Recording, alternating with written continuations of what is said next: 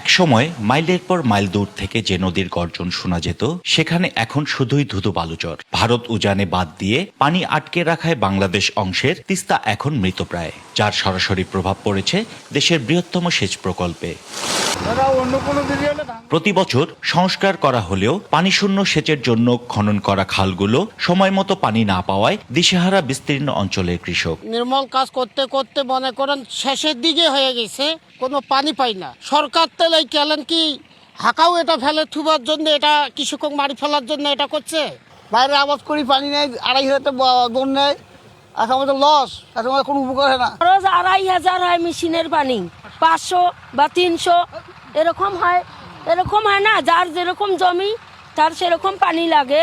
তবে নদীতে পানির নিশ্চয়তা না থাকলেও নীলফামারীতে থেমে নেই প্রায় 1,500 কোটি টাকার খাল সংস্কার প্রকল্প।